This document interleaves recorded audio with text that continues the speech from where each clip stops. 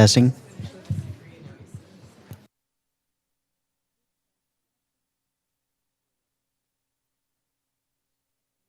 Nobody's doing slides for the introductions.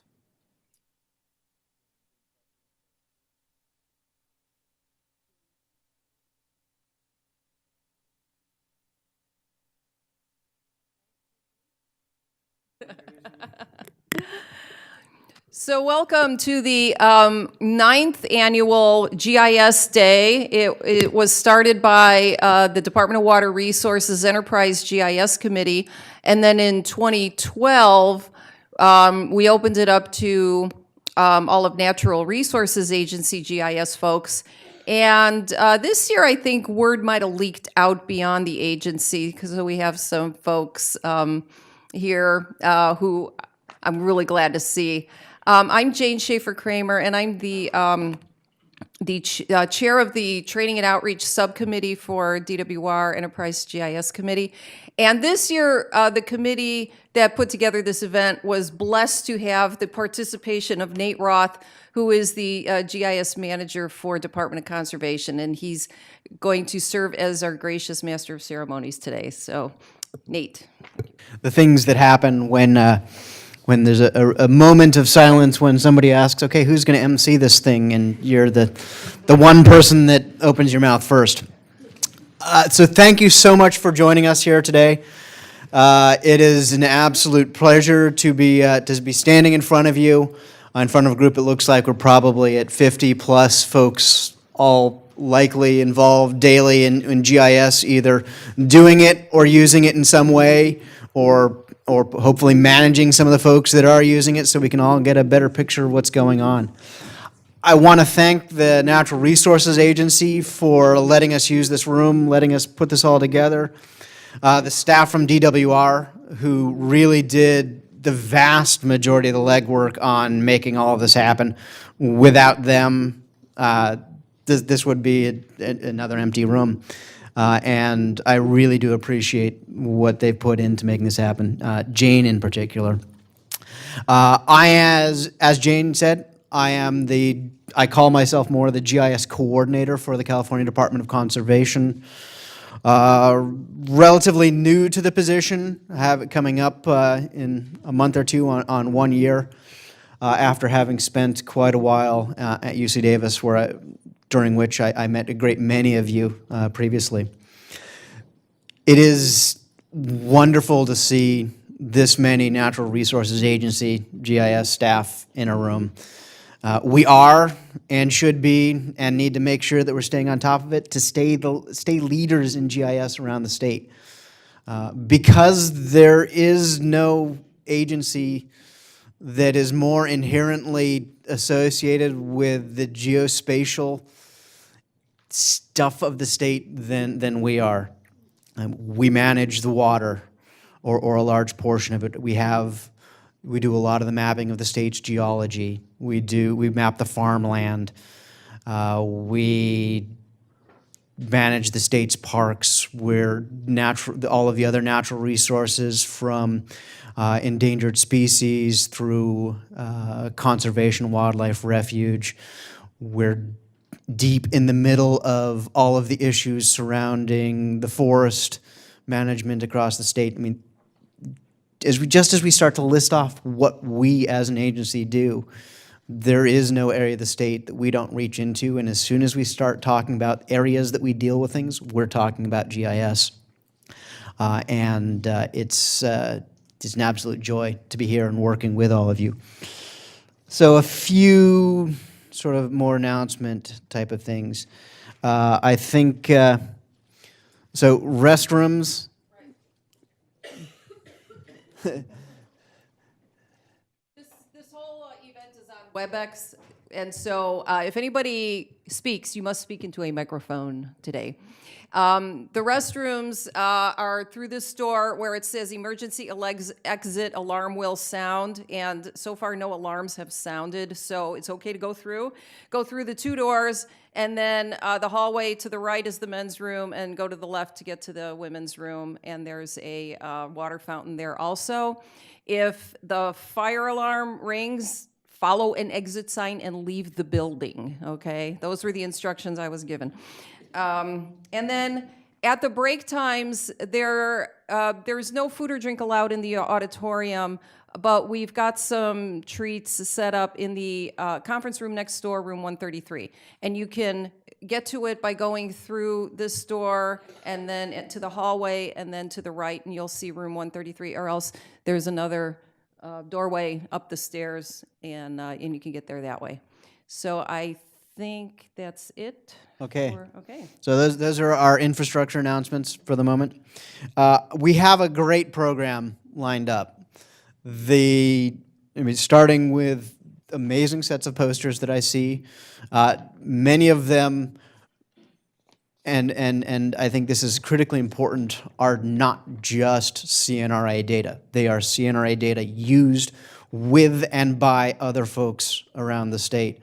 And that is a marvelous shift that I'm starting to see, that I really do want to highlight, that we're not CNRA doing stuff for CNRA. We are CNRA doing stuff for the state and with other partners in the state. So we've got the posters.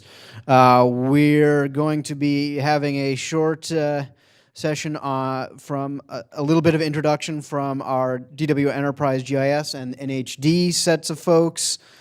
You're gonna get to hear from my director at the Department of Conservation, with him starting to describe a little bit of why he's made some of the investments in staffing and infrastructure that he has for the Department of Conservation. You'll then have me inflicted on you a little bit as part of that, as well as our really, really neat guy that has joined us recently, our Chief Science Advisor. We'll then have a section by Nakul Bhatia from Esri. As most of you probably know, the days of ArcGIS desktop, the way that we're used to it, they're not over, but they're starting to draw a little bit thinner. And Nakul is going to give us a little bit of a roadmap on how we might start to shift our workflows into ArcGIS Pro. We'll have a lunch, and the lunch is essentially on your own. You'll have an hour and 15 minutes to go forth and feed well and enjoy yourself. Then we'll bring you back in here at 1 o'clock for mobile data collection. This mobile data collection has become a centerpiece of what we need to be doing as stewards of the state's natural resources. Those data that we collect when we're out in the field, the key challenge is collecting them in a structured way, getting them back into our databases and into our information and workflows. And people are going to discuss some of the different new and interesting techniques that are going on. Then we'll close with David Leonard from Code for America, who'll be giving us a little bit of insight into ways that we might be able to take the data that we're using on a daily basis and start to share it out, get it into use early and often as we're going through our workflows. I think with that, I want to turn it over to Greg Smith, Joel Judas, to give us a little bit of a welcome and some information on Enterprise GIS and DWR. Wonderful. Thank you. Thank you, Nate.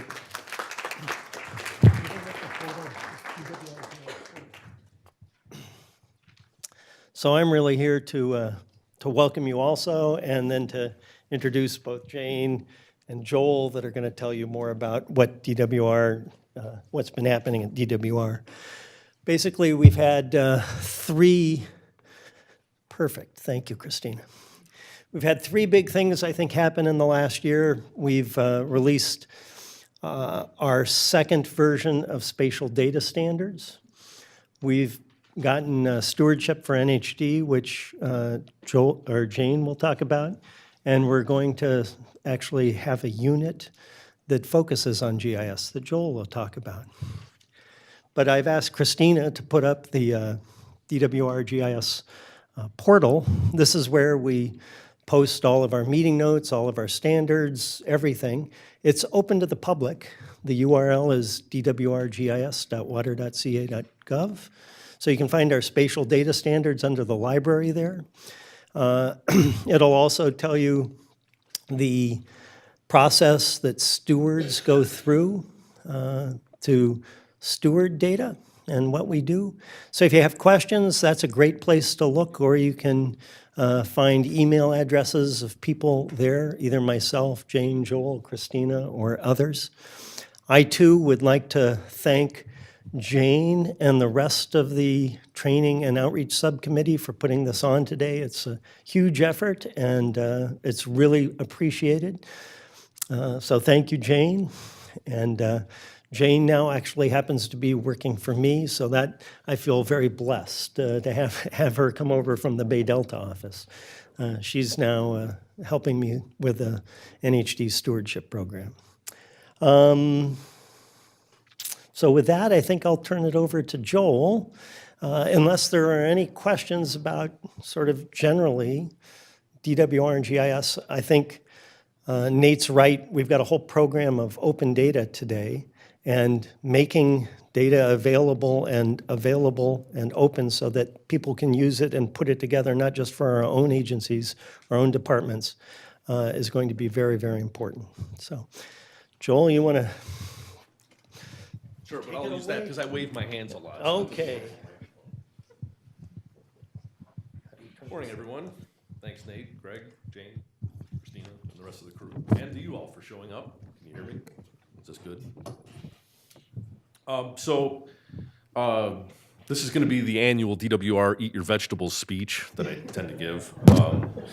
Sorry about that. We got to get that out of the way first.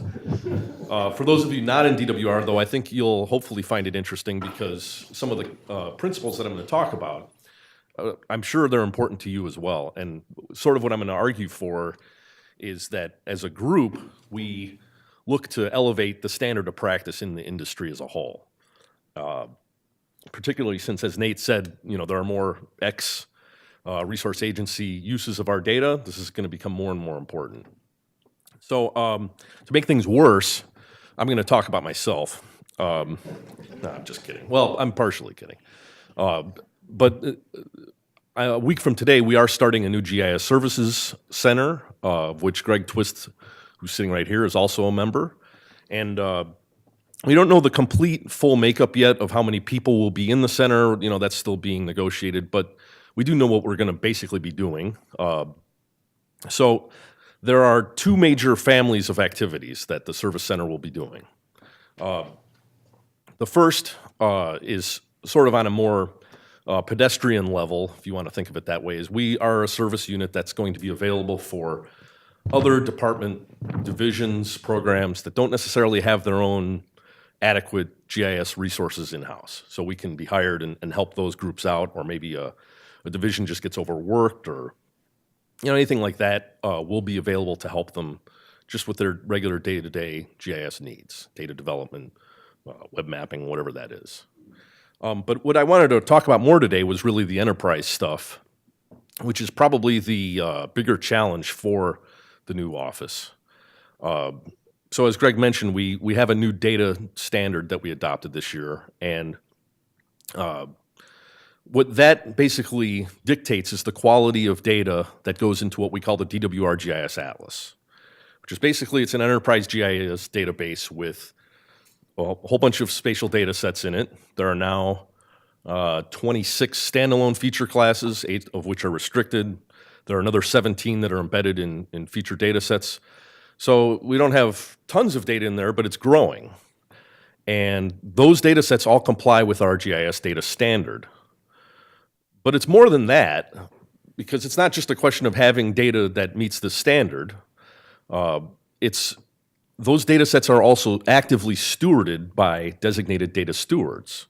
And the stewards went through a procedure in terms of designing the data sets and ensuring, bringing the stuff up to the standard, ensuring that the quality is what we think it is, and documenting that. that procedure is just as important as the standard itself. You can't just have a standard that you don't really know if you meet or not. So there's a whole QA/QC procedure baked into that, and so data distribution is established. All those kinds of things are baked into that process, and so that's an important thing for our stewardship. So about a year ago right now, we did a week of stewardship, and that brought a lot of those data sets up, and we are seeking to continue that on a more regular, ongoing basis and get more people stewarding more of their data sets as part of their normal job. That's really what I'm after.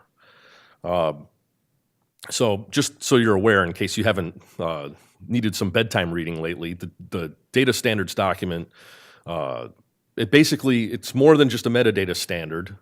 It also concerns, we set things like projections and naming and fields and all that kind of stuff. So it's a full data standard. So it's not necessarily trivial to take a data set and promote it up to the atlas. It's not just a copy and paste job. We have a fairly extensive metadata requirement for the new DWR data sets. There's also a positional accuracy calculation that we require people to do, although we have laid out procedures for how you actually generate those statements. And so it's not a trivial amount of work. And so a lot of people have, at some level, resisted doing this. And that's perfectly understandable. There hasn't really been dedicated funding, and it's not a part of our normal work. We've been getting away for years with just, I'll fix my data set and be done with it. I'll get this map out the door. But that's not really, I don't think that's adequate anymore. It really hasn't been for a while, and we've wasted a fair amount of effort in duplicating data, creating conflicting data, that kind of thing. And so the challenge really is to get more of the department's subject matter experts to work with the service center. Now, to be clear, this service center is not a department attempt to centralize GIS. I know that some of the other resource agencies have central GIS shops. DWR is not. We are a maze of offices and experts throughout the offices, and that's not going to change, nor do I want it to. I think given the complexity and nature of the way that we do business, that we can't change that. So that is not what the service center is going to do. But we want to pursue this federated approach more aggressively. So that means getting more of you to become data stewards. So the only way that I can get you to do that is to persuade you that we don't have any force. This is just basically what is in it for you. Why would you do this? So I'm going to, this is where I get into my vegetable speech. But for the end users, it's kind of a no-brainer. It's great. It's like, hey, here's a library of official GIS data. Why would you not want to use that? It's documented. You can just go and find it. That, rather than going and getting 6 different versions of the same data set and wondering, well, which one should I use? Say, oh, no, this is the one to use. So that's good. Hey, and look, there's metadata. That's nice. And if I got a problem, hey, there's the person to call. So for an end user, it's pretty, hopefully self-evident. Plus, it's automatically updated. And unless you're one of these people who believes, I'm only going to use 1993 aerial imagery, I'm never going to update, which case there's other problems at stake. You probably want to use current data. We have habitat projects. Why wouldn't you want to use and see as many habitat projects as we're, aware of having mapped, and just have that done for you rather than every time you got to go get it. So the real challenge is on the steward side, of course, because the stewards are the ones who have to, put in some extra time and work into these data sets. These data sets, which, by the way, cost the department a fair amount of money. So, why would we do that? And I would argue that if you are the greatest GIS practitioner on earth, you can't have certain things that you're practicing, no matter how hard you try. I mean, we do try, but we can't really achieve what it is we're after on certain points. And these include the following. The first is that the data it doesn't really have preservability, which is what I call it. And by that I mean that if you're working on a standalone, everybody's got their own desktop copy or even on an NAS device version of a spatial data set, and you get another job, something happens to your health, you get bored and you go crazy or whatever it is, that data set may float away. And, nobody will know where it is, and that represents money lost to the department. Even if you've got 3 or 4 or 5 people, at some level, things happen to this department. Stuff gets moved around. We don't really have preservability of the data if we don't have an actual organized system for housing it. Similarly, this is also true if we don't have the ability to truly archive our data. Archiving on a good day is, a challenge for people, me too. Even when I aggressively try to pursue archiving certain data sets, you can make a mistake. You make some edits and you just forgot, I forgot to make the new archive. Maybe you got 3 people working on the data set. One of them forgot. Archiving is just not perfect in the best of situations. And in a lot of cases, people just don't even do it. The enterprise approach allows us to do archiving. And we're just getting it started thanks to the groundwater basin folks. But that's coming. And so this is an important feature of the Atlas. Another is security. And I'm not talking about hackers or WikiLeaks or the State Department. I'm talking about like your day-to-day bread and butter use of GIS files. You can't have, no matter how hard you try, the amount of data security you really need. We have all these restricted use data sets, and I know some of you are probably out there going, we have restricted use data sets? Well, yeah, we do. It's okay, I won't make you raise your hand. But I know this has happened to probably a lot of the people in the room where, you have a restricted use data set and you try to make sure that, nothing happens to that data, and somebody requests it and you say, yeah, I'm sorry, I can't give that to you. And then 3 months later, somebody comes up to you, and they say, oh yeah, by the way, I got this copy of this data set from someone else. It's happened to me a bunch of times. And you go, okay, well, that's not really ideal. So it happens. It doesn't happen necessarily out of malice or anything like that. A lot of people just don't know. Hey, we're not supposed to share that data set. And so at some level, it's very difficult in a collaborative GIS environment to maintain that kind of data security. The enterprise approach allows us to do that. We're doing that right now with a bunch of the Energy Commission's data sets and some of the State Water Project data. So because we have people who are responsible for maintaining that, and because all the data is just in one place, we can maintain data security at a much higher level than we can, no matter how hard we try, just as our standalone approach.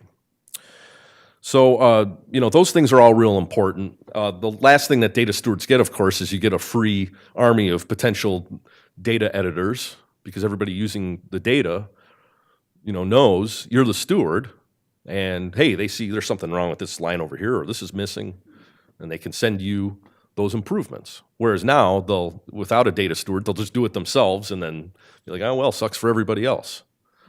So that sort of authoritative editing process is another thing that you get as a data steward that you otherwise don't have. And the last thing you get really out of it is obviously, to some extent, you get a slight reduction in data requests because people know just to go to the Atlas and they can read the metadata and answer their own questions. So those are all real things for the data stewards to do. And so the service center is basically, I will be trying to help people to the extent that they can do this and do more of it, and not just do it once, but then start doing it for all their data sets. So this is a really important goal for the service center. And I'll just say this. I see this really as being about a change in the standard of practice in the industry. Once upon a time, engineers didn't build as-built drawings after finishing projects. And then a few of them at some point decided to do so, and they realized, oh, wait, this is a good idea. We all got to be doing this. And the practitioners changed the standard of practice. In medicine, doctors at some point realized, anesthesia, sterilization, makes it a lot better, when the patient's not, writhing in pain as you're performing major surgery. The practitioners realized, and they, as technology developed, they changed the standard of practice. I believe that the same thing needs to happen to us here in GIS. I think that these data management principles are necessary for modern data management, and we need to do whatever we can because we recognize this. And this is particularly true for GIS professionals who are looking for recognition that they deserve, and as a discipline, that this subject is something that they and all of us can and should really take the lead on and change that standard of practice. So, I don't have a hammer. I have that big carrot, because I think that's the way that this is going to need to happen. And so I'm here to work with you, over the next however long they let me get away with doing this. Hi, Dan. Dan's my new supervisor. To make that happen. So that's real important. Two other real quick things, and then one is that the Geo Portal, DWR uses a Geo Portal, which we use to store metadata, and we're doing it and we're using it, but I know it's not getting the use it needs to, and I know why it's not, because people want it to work like Google, as they should. I mean, we want to be able to say, hey, show me where this data is, and there it is in the metadata. And unless it happens to be one of the select sets that's in the Geo Portal right now, that doesn't happen, and so it doesn't become a part of your regular work use. So I see it as a challenge for the GIS Services Center to change that and make the Geo Portal that we have built as easy to use as Google, so that you can find those data sets a lot more regularly. So I'm going to be trying to aggressively work on that. And the last thing, it doesn't really have to do with enterprise per se, but this is, I guess, my segue into Jane's talk, is just to let you know that we got a contract just executed to do work on the National Hydrographic Data Set in the Delta that the CSU, Chico, and Northridge are going to be working on. And so that's also an important enterprise data set, and I'm sure Jane will be involved in that as well. So let me stop admonishing you to eat your vegetables and do stewardship, and the rest of the day will be a lot more fun, I promise. Thanks for your time.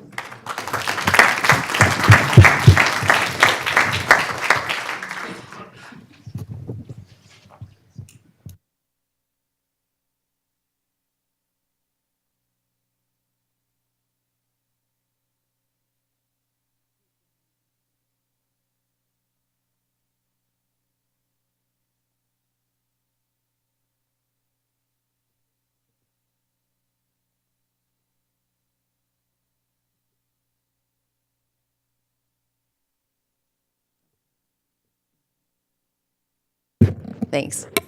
So again, I'm Jane Shafer Kramer, and I recently took a job working for Greg Smith as the technical lead for the new program stewarding the National Hydrography Data Set. So, yeah.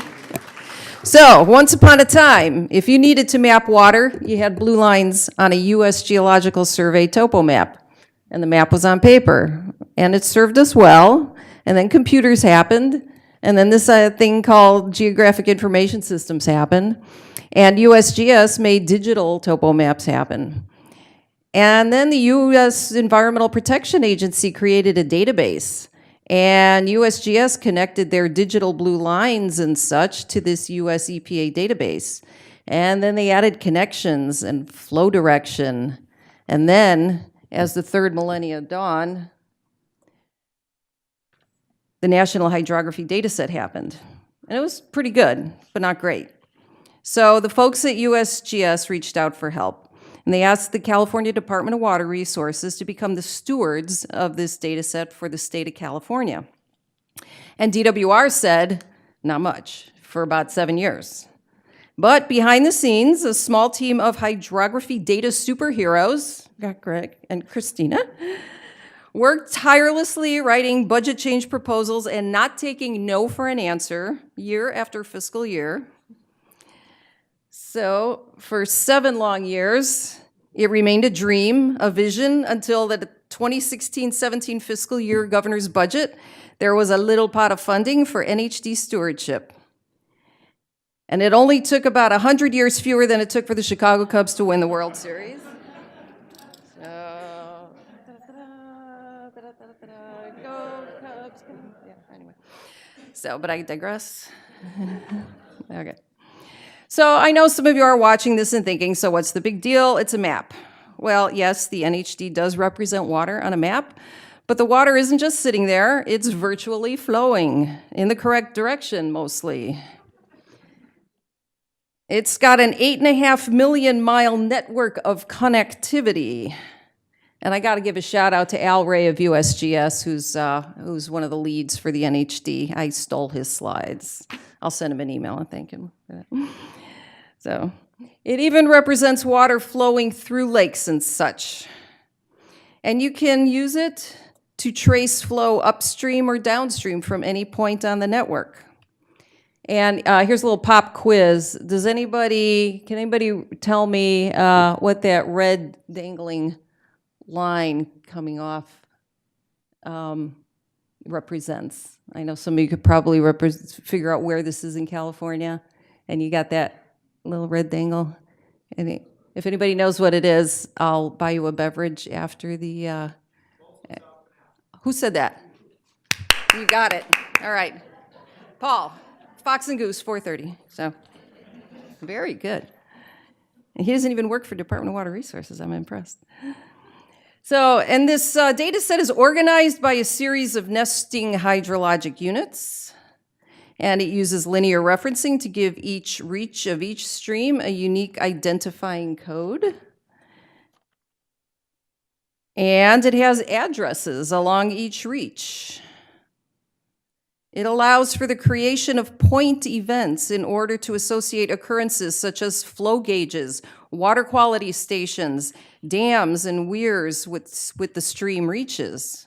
So I could see you're all thinking, yeah, this could be useful. And it connects these events to the network using artificial paths to represent flow through bodies of water such as lakes and reservoirs. And yes, there are points and polygons in the NHD as well. You can see how this is starting to look like a really useful framework for modeling and analysis. But wait, there's more. There's NHD Plus. It's a suite of geospatial products that build upon and extend the capabilities of the National Hydrography Dataset, the National Elevation Dataset, and the Watershed Boundary Dataset. It integrates these to create a hydrologically conditioned surface to enable the delineation of a catchment, which are local drainage areas, for each NHD stream segment. The catchments are used to associate precipitation, temperature, and runoff data with each stream segment for estimating NHD plus stream flow. Elevations along each stream are used to compute stream slope for estimating NHD plus velocities used in time of travel analysis.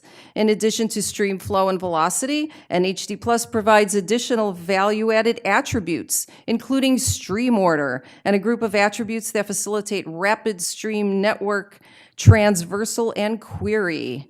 I took this off the website there. It's so great, though. NHD plus catchments are used to associate other landscape attributes, such as land cover, with stream segments. So how useful is that? Well, here's an example. In August of 2015, at the abandoned Gold King mine in Colorado, an accident released approximately 3 million gallons of toxic metals-laced runoff into a tributary of the Animas River. Folks downstream needed to know quickly how much time they had before the flow reached them. Good thing Colorado is one of the states that does steward the NHD data for its state, so the data is quite complete and accurate. Emergency responders were able to use an application of the NHD Plus called Icy Water, an incident command tool for drinking water protection, to correctly predict the travel times for the contaminant to reach the various water intake points along the Colorado River system. It took 8 days for the contaminant to reach Lake Powell in Utah from the Gold King mine. But there is still much work to be done. As it exists now, the NHD is a patchwork of varying density and resolution, as you can see in this snapshot. The dense areas were edited by the U.S. Forest Service to serve their business needs in managing the national forest lands. But they only do the edits within their administrative boundaries. And administrative boundaries can be very different from hydrologic boundaries.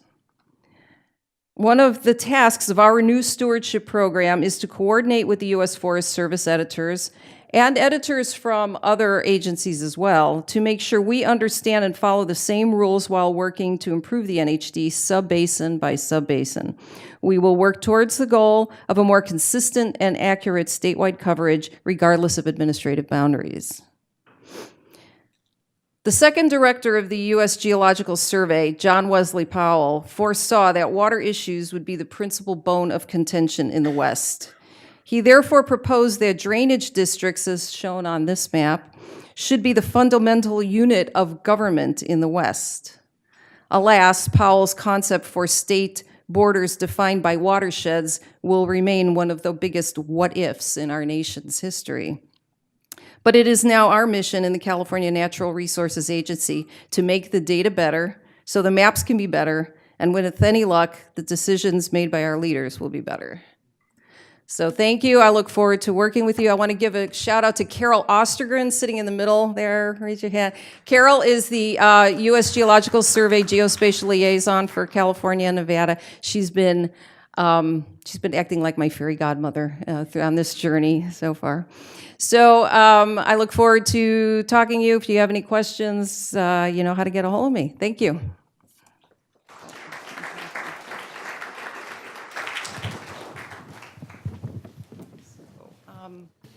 Do we have time to? Yes. Okay, so I'm going to turn this over to Gina Radivi, and she's going to do a little quick intro on our poster and map session. So. Hi, everyone. Just a thank you to everyone who submitted a map, an app, or a poster. And a big thanks to Melody Baldwin for coordinating all of it behind the scenes. I wasn't able to help her out until today, so thanks, Melody, for doing all that. Everybody should have a little sheet in their program with 3 little stickers on it, and you just use those 3 stickers to vote for one map this side, one app, which I think we only have one, but if anyone else has another one, there's a blank laptop, and one poster, which are on those walls. So just use your stickers, and then we'll announce the People's Choice Awards this afternoon. And voting closes at 1, which is the end of lunch. Good.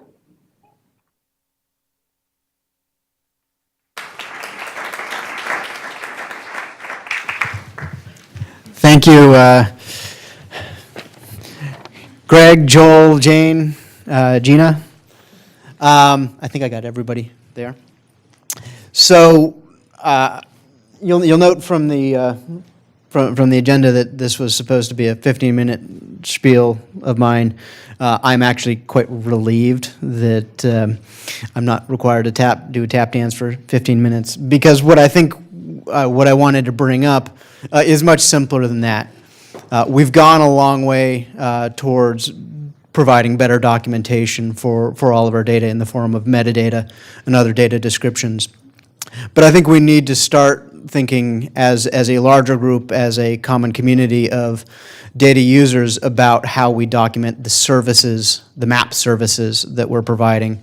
I'm not aware of any truly standard metadata format for the services, but they're an interesting combination of multiple sources of data frequently, and we should be thinking about how best we can describe what they are, what's in it, where they came from, how they're being serviced and supported.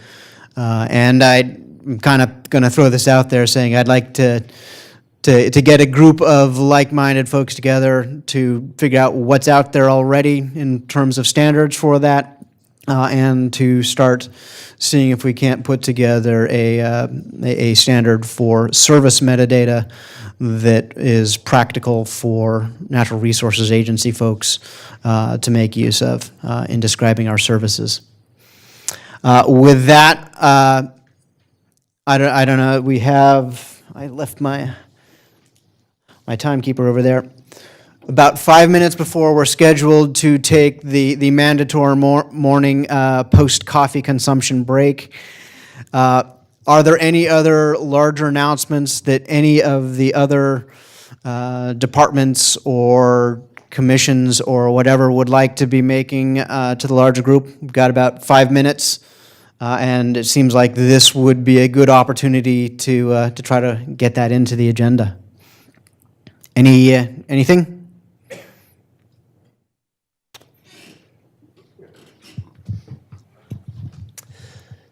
Me again. Because we are now stewards for NHD, I would be curious if there are different departments or agencies have priorities for what hydrologic units should be edited and corrected. And so if you have thoughts on the priorities of your agencies or agency or department, please let Jane or I know so that we can kind of fit it into our schedule. Appreciate that. Thank you. Anything else? There's some people in here that are being unusually quiet, and others that are their normal garrulous selves. I'm going to take this opportunity. This is really not a state government announcement, but it's a GIS Professionals related item. As some of you who may consider yourselves GIS professionals may be aware, there's an organization called URISA. It stands for Urban Regional Information Systems Association, but it's really an international organization of GIS professionals that share the same vision that Joel mentioned about, raising up the standard of the industry and the recognition of GIS as a legitimate profession. And I just wanted to let folks know that there is an active chapter, a Northern California chapter, and we have 3 of the board members in this room, actually. We've got Maria Clay from who's with EDD, California EDD, and she's been serving as our treasurer. And Christina Boggs is on our board, and she's a past president of the chapter, and I'm currently serving this year as the chapter president. So norcalurisa.org is where to find out information about us or talk to one of us. And we're planning an annual meeting and social December 9th. I'll be blasting out emails about that. It's going to be December 9th, starting about 5 in the evening at the Hacker Lab on I Street in Midtown. So, and there's something, and URISA International sponsors a leadership academy every year, and this year it's coming to California. It's going to happen in April in San Diego. It's a week-long in kind of a boot camp on becoming a GIS program manager and leader. And it teaches the stuff that you didn't learn in your geography department in college, okay? So, and it's a great program. URISA, if you Google URISA Leadership Academy, you can get the information about it or talk to one of us and we'll point you in that direction. It's rare that it comes to California, so this is a good opportunity in April of next year. Thank you. Thank you. Any other last ones before I turn you loose on whatever you're needing to do for the next 15 minutes or so? Okay, let's be back here, ready to go at 10 o'clock. We'll be set up. Okay, so I told you where the restrooms are, out this door, left for the women, right for the men. If